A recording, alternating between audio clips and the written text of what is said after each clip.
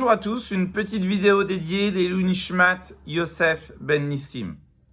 Dans la paracha que nous allons lire Shabbat prochain, parachat Vayiri, la paracha commence en disant Vayiri Yaakov be'eretz Mitzraïm. Yaakov vécut, Yaakov a vie, be'eretz Mitzraïm dans le pays d'Égypte.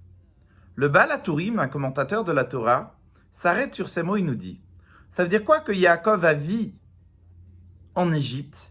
Ça veut dire que les plus belles années que Yaakov a passées tout au long de sa vie ont été les années que Yaakov a vécues en Égypte.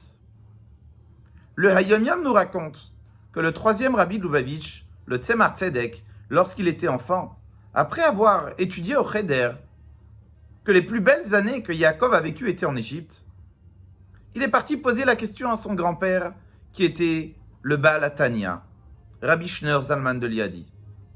Et il lui a demandé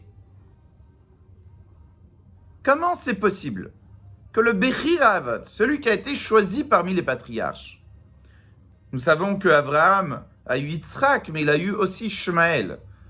Yitzhak a eu Yaakov, mais il a eu également Esav. Yaakov, qui est le Bechir Avot, on dit Mitato Shlema, ses 12 enfants étaient des tzadikim. Yaakov était le meilleur parmi les patriarches. Comment est-ce possible que les plus belles années de sa vie, Yaakov a pu les vivre dans un pays tel que l'Égypte, un pays impur, appelé Ervat Haaretz? L'Admour Hazaken répondit à son petit-fils et lui dit avant que Yaakov arrivât en Égypte, la Torah nous raconte Vet Yehuda shalach lefanav el Yosef leorot lefanav goshna. Il a envoyé d'abord Yehuda chez Yosef, Lehorot lefanav, pour préparer le chemin, Goshna à Goshen. Rashi s'arrête sur ces mots et nous apporte un midrash. Ça veut dire quoi? Lehorot lefanav, pour préparer le chemin. Lehorot lefanav, Beit Talmud, Shemisham tetse ora'a.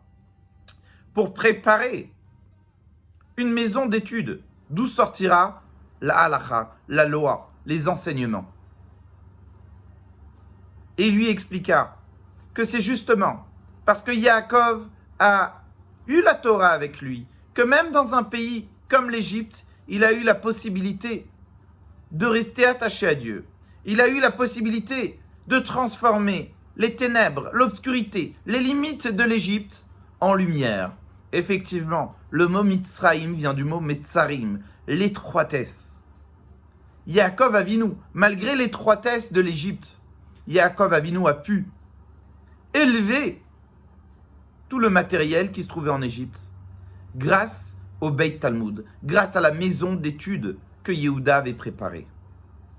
L'enseignement est que lorsque nous avons la Torah, nous sortons de nos limites, nous sommes au-dessus de nos limites. Lorsque nous avons la Torah, nous avons la possibilité que malgré l'Égypte, malgré l'exil, malgré les ténèbres et l'obscurité, nous pouvons donc garder la lumière avec nous. Shavua Tov, une bonne semaine à tous.